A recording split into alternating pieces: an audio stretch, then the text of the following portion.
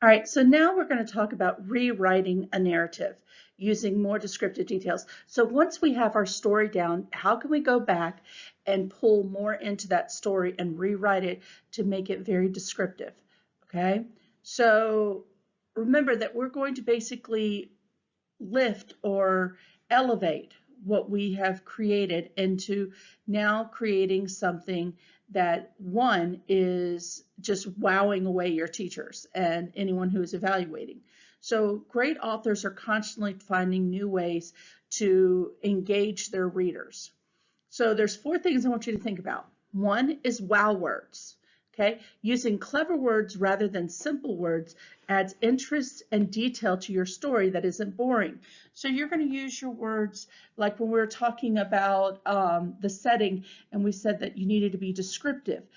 You know, we can talk about listening to, when I was talking a couple days ago about the dryer, drying my clothes, and I could hear the thunk, thunk, thunk of the zippers and buttons hitting the sidewalls of the dryer. Okay, that thunk, thunk, thunk, those are wow words that can give a descriptive. You could almost hear it hitting the side, the metal, hitting metal inside the dryer.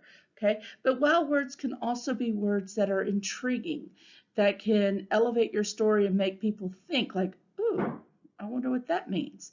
So you want those words that are going to make the story exciting. Also think about your next one is thoughtful adjectives.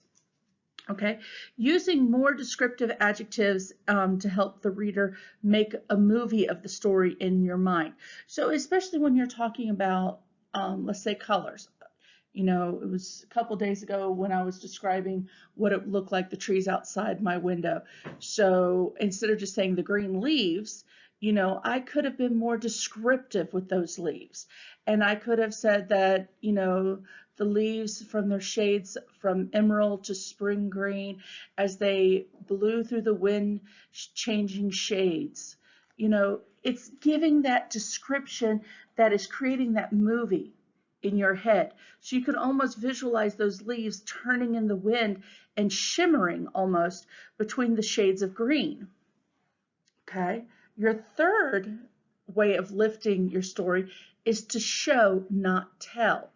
You know, using precise details and figurative language helps the reader understand scenes and actions and makes them feel better.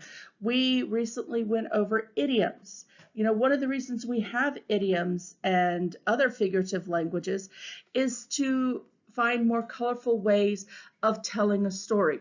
So if you're to talk about something happening once in a blue moon, you know, it's a very colorful way of saying that it rarely happens.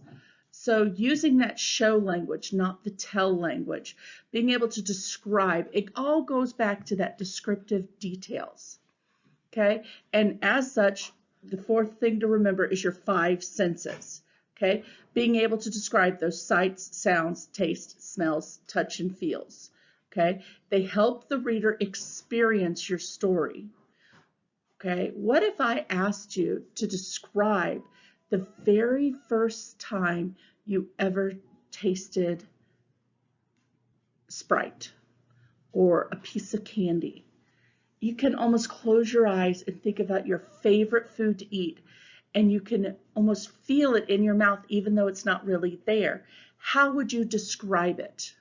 Okay, so that's what we're talking about lifting that level of language. Instead of saying Sprite, well, it's kind of lemony and it bubbles and it kind of tingles on my tongue. No, get more descriptive and talking about how the bubbles were effervescent and they just caused a giddiness to trickle all the way from your tongue down to your tummy. Okay, it's those descriptive details that give you a better development in your story. All right, let's go to the next page and see how we use these four ways of adding more details to our stories. Okay, start with the wow words. This is adding a little bit of pizzazz. You really want something that is just going to blow them away. And sometimes it's those single words, okay? It's those single words that add that little bit of punch. Just like saying like bam or thwack. You know, it's those words can add that little bit of punch to an emotion in a story and show what's going on.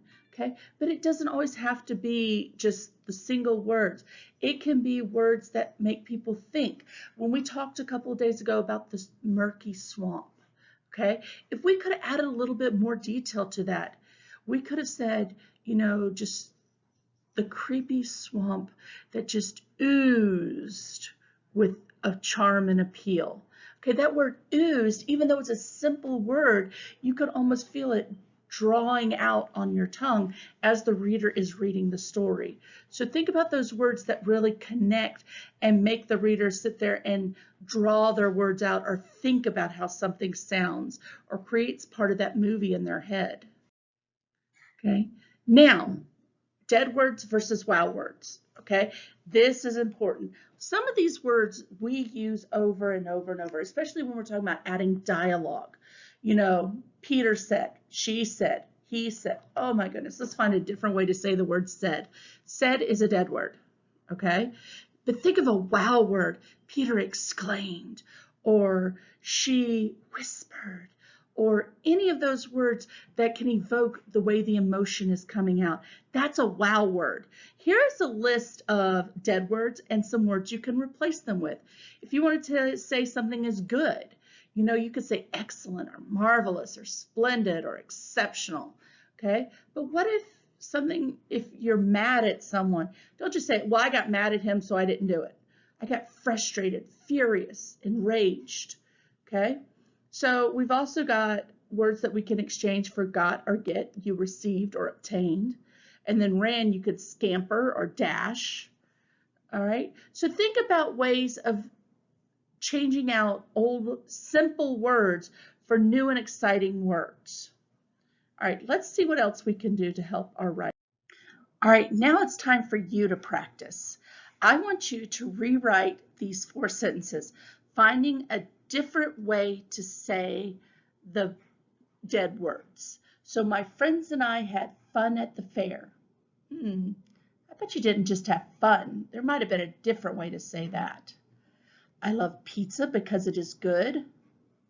Good? Pizza's just good? I think I'd change that. So think about the last 2. I ran to the playground at recess. I was mad when my brother took my favorite book. I bet you guys can make better sentences, some exciting sentences with good wow words. I can't wait to see what you write. Have a good day, guys.